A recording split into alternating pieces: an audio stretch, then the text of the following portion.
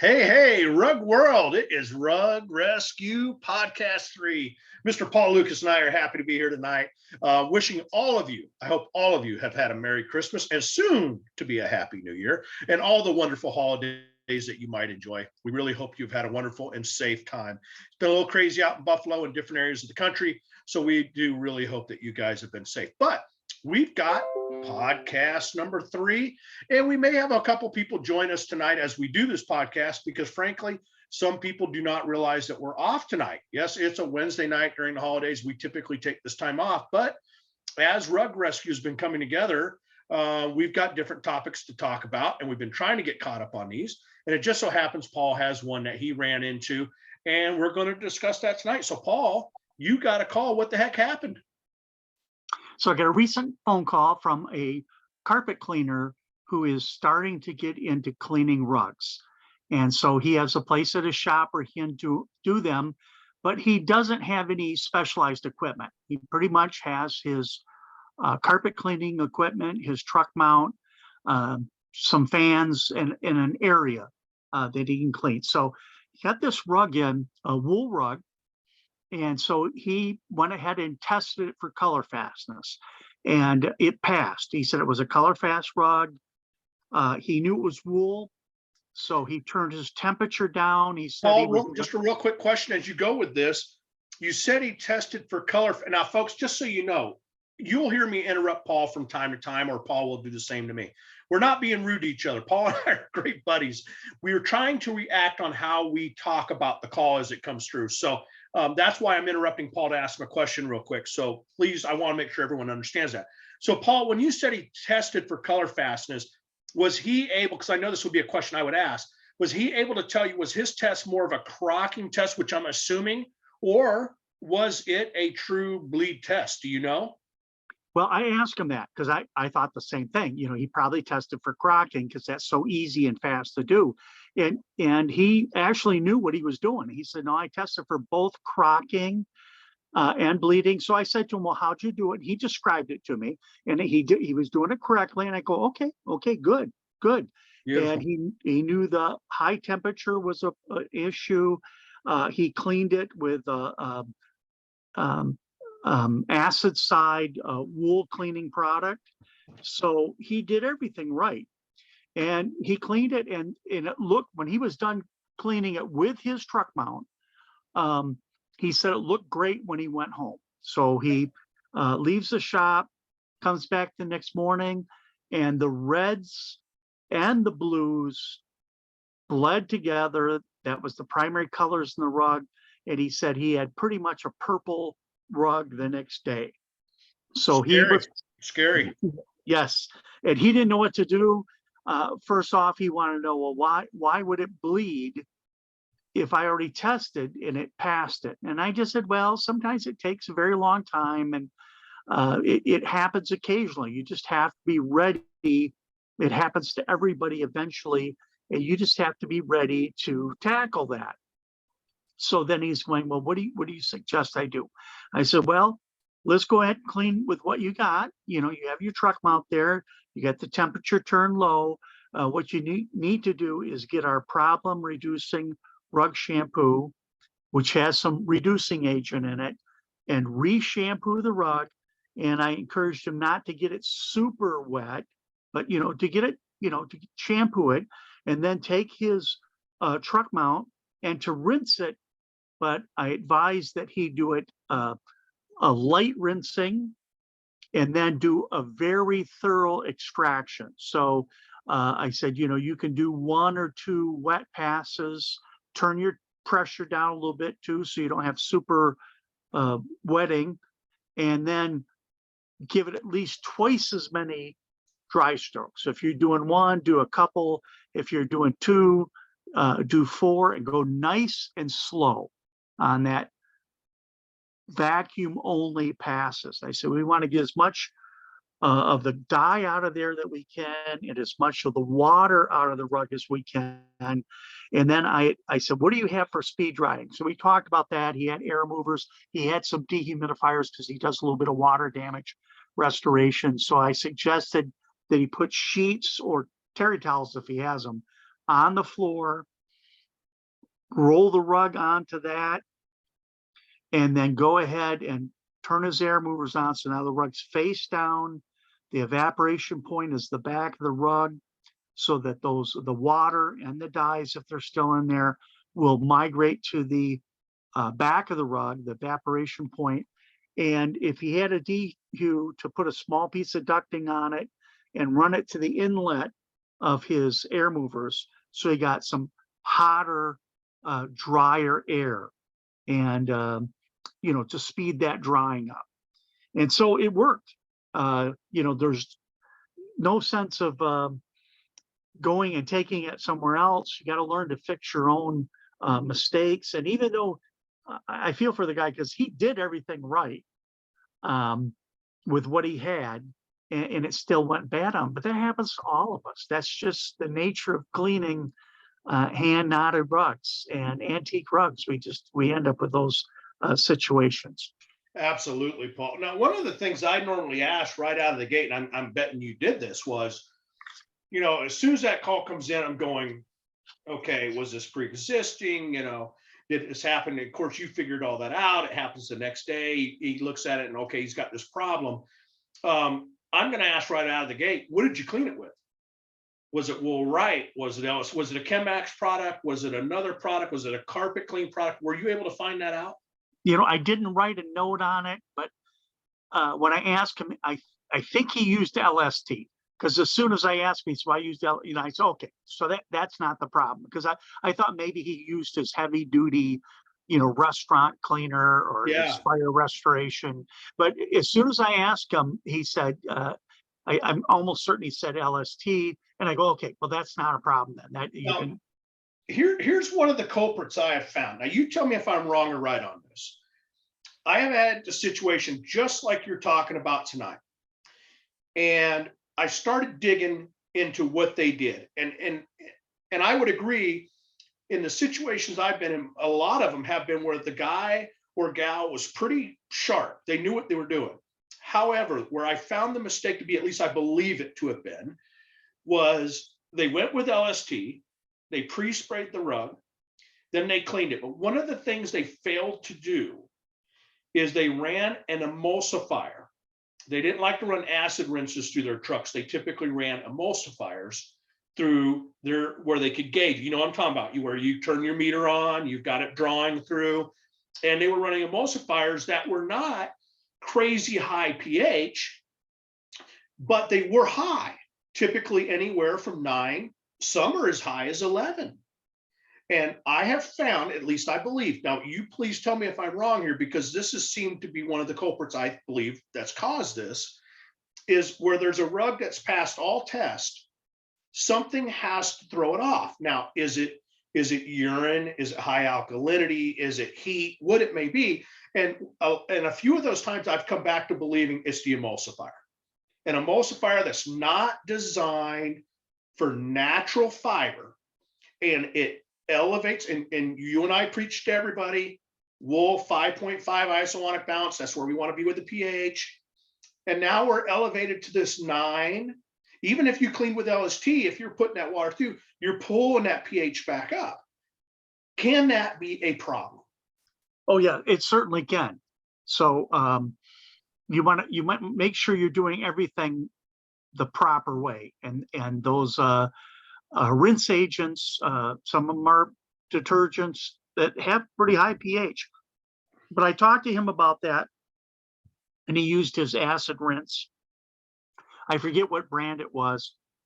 And I said to him, well, with LST, you really don't need the acid rinse, but that was fine.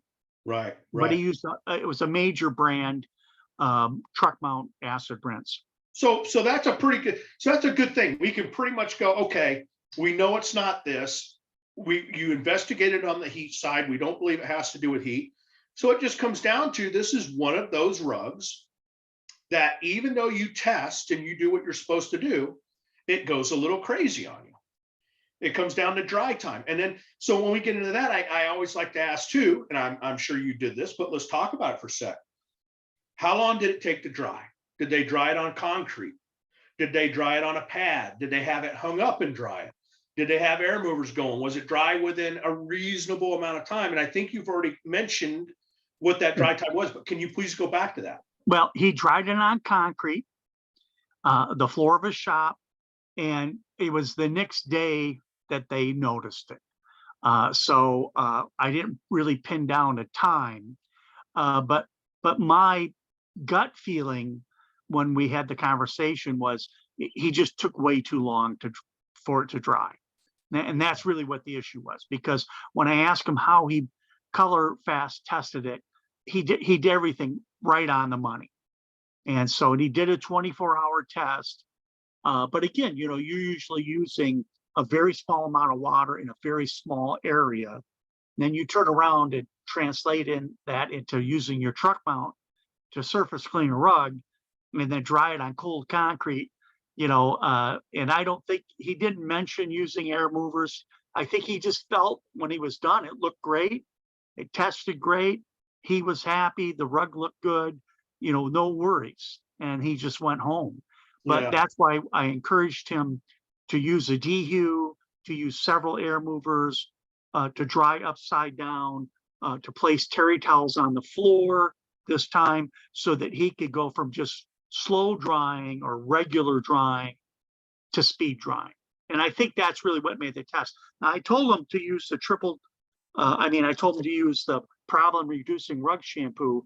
And I said, if that doesn't work, then you call me back and we'll go to plan B to figure out how to get that out of there. But I said, if it just happened, and there's something about that problem reducing rug shampoo, it just has a very good track record for taking color out. Now, maybe if it was there for 10 years, it wouldn't have worked. But because it was only there for a day or two, when he went and reprocessed it, I didn't get the call to go to plan B and strip wash the rug. We're able to get it with a relatively simple, but I think the extra drying passes, the extra air movers, the extra dehumidification, all those extra things turned it from being a disaster back into, being a good cleaning job.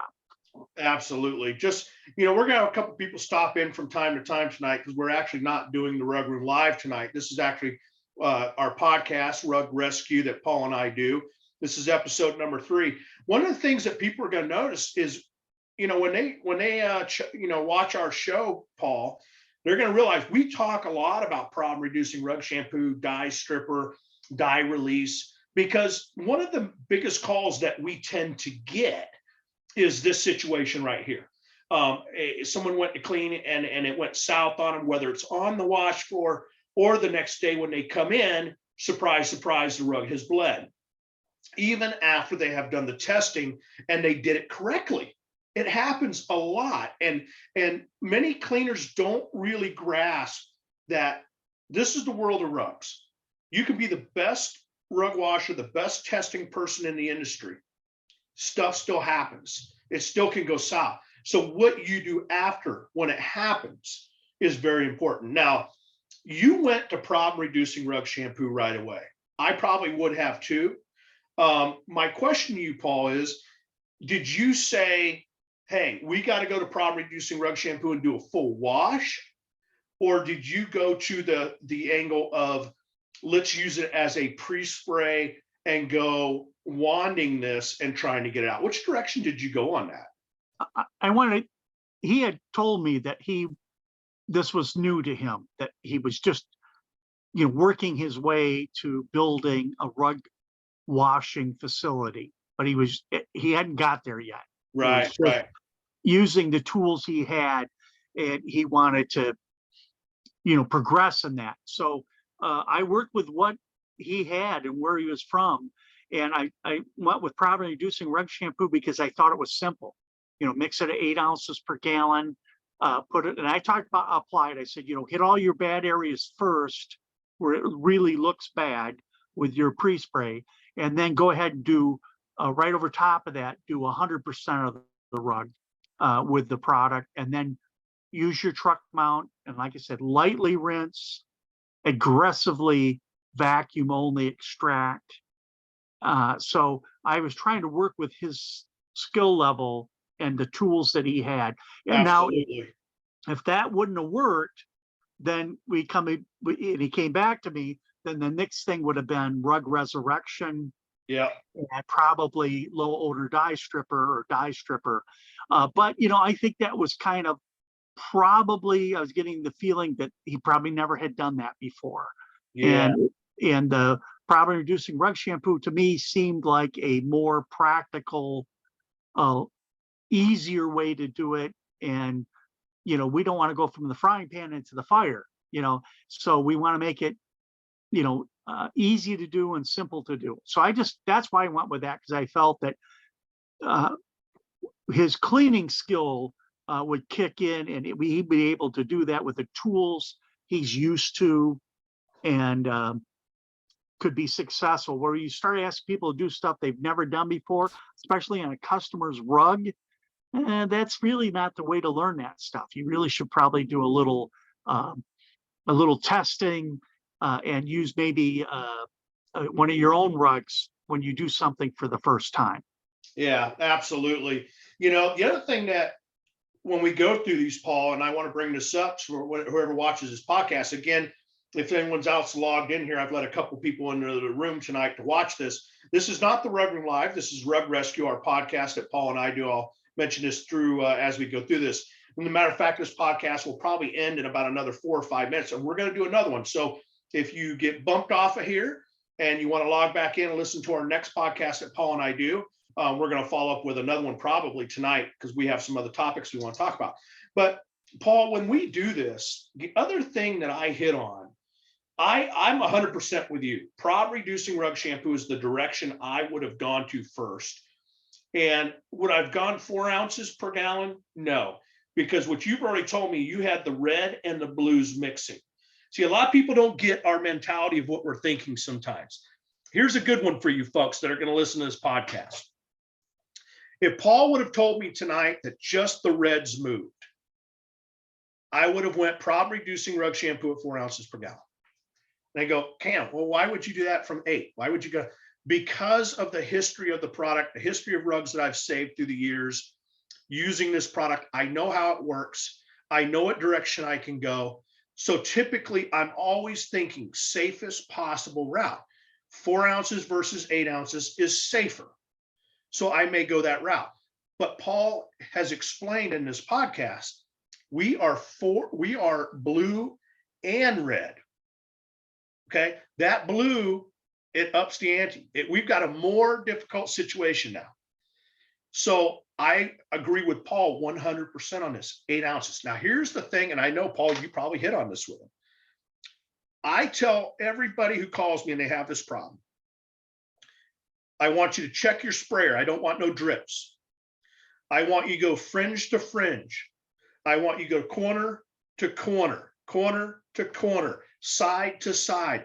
I want an even application after you have hit the bad areas, like Paul said earlier. If you listen to what Paul had said, he said he wanted to hit those bad areas first. Could you try again? And then he wanted to do an even application over the whole rug. That even application over the whole rug, Paul, I believe, is vitally important because, yeah, problem reducing rug shampoo is mild and it's safe. But if we started putting a ton in one area and not in another, we still could get a blotchy look. And by golly, we don't want that, right? We got to have it even, right? Exactly, because you are doing reduction. So it's a redox reaction, and you can get a color shift on some colors. Yeah. So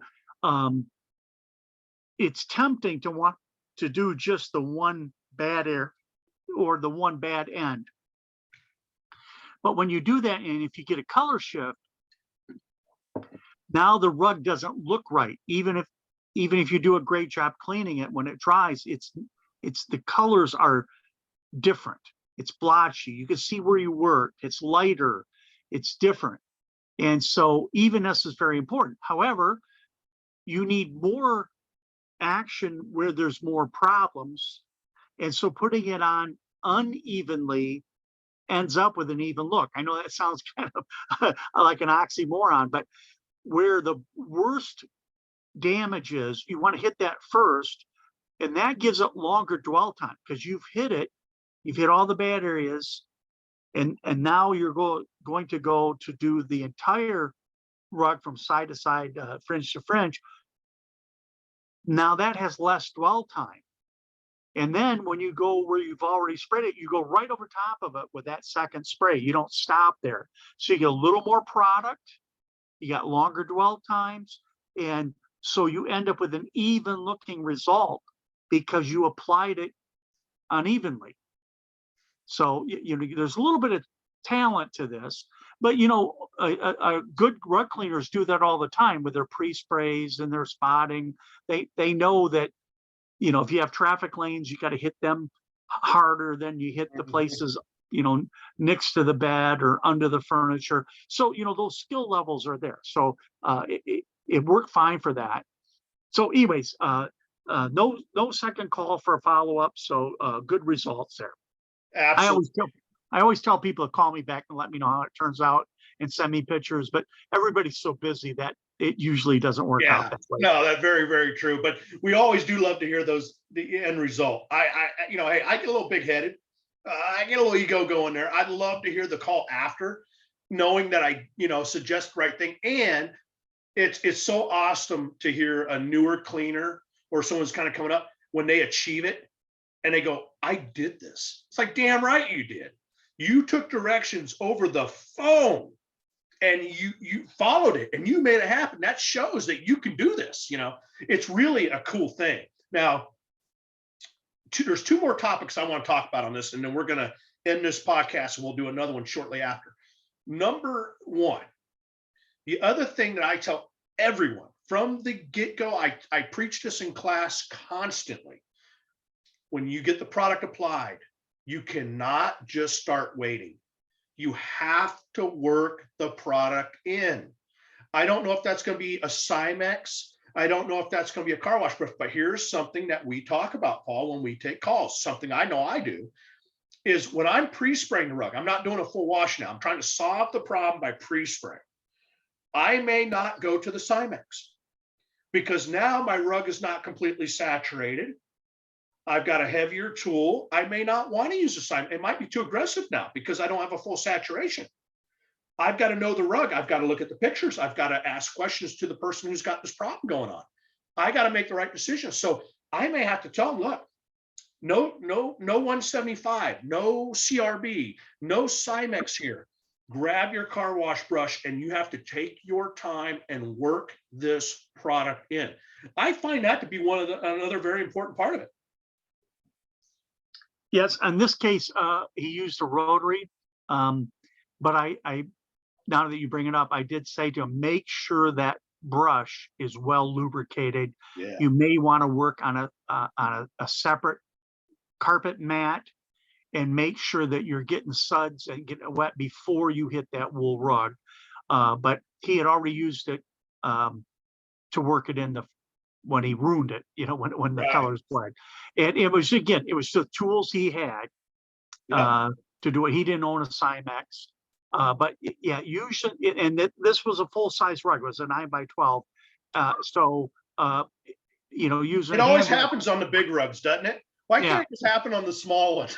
It's always the big ones. Okay. In closing this, let's go off onto one more topic on this, and then we'll close out and go to the next podcast. One of the things that people have to understand is when you use this reduction, and we've been teaching this a lot, you and I have, is, and I would have come back, I would have done this after the rug was dry because I would want to put as little moisture as I can into this rug. When I'm done with that reducer, we have to stop that reducer sooner or later. It has to be done. I think I would have let that rug dry, got the results I needed, but the next day, I would have come back with more than likely Ancient Secret formula, and I would have applied it at regular mixing ratio because we went with regular mixing ratio with the problem reducing rug shampoo. We went 8 ounces. I would go back with Ancient Secret formula, add 8 ounces to make sure we help. And I don't know how to phrase this, Paul. You'll have to tell me if I'm right or wrong. I want to make sure we do not damage those disulfide bonds. We want to make sure everything's good to go. We want to be as safe as possible. Stop that reduction. I would apply ancient secret formula, not super heavy, but I would apply a nice, even application, groomed it in, and then dried it as fast as possible to bring this to a complete end. Yes. With reduction, you do damage the bonds, the disulfide bonds in the wool.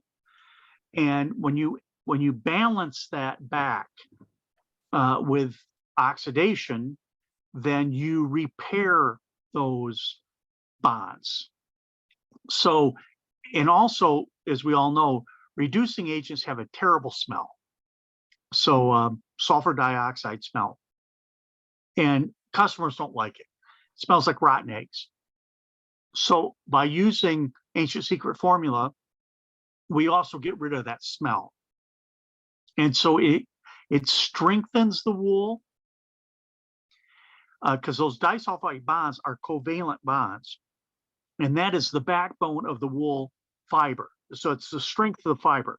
So we restore that strength and we add life to that rug because it's stronger than it used to be. So that's a good repair and something we should all be doing. You can even get a meter, which is a ORP meter, and it'll actually tell you if you're balanced or not balanced. And so it'll tell you when you're done, how aggressive you have to be with it.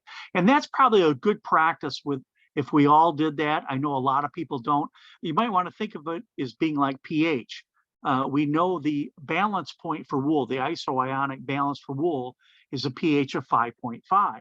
So now we know what the balance point is, where the goal is, and then we use a pH meter to see, are we close? Are we a long ways away? And then you can zero in.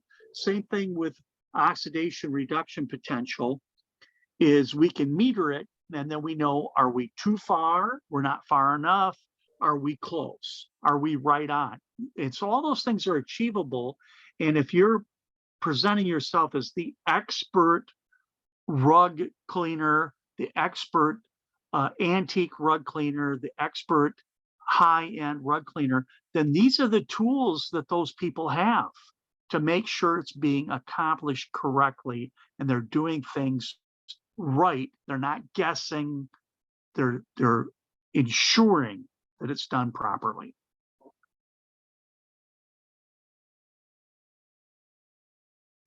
I got to learn to unmute myself. I'm pulling an old man Paul Lucas here. Hey, Paul, thanks for being here. Another great podcast. This is podcast number 3, Rug Rescue.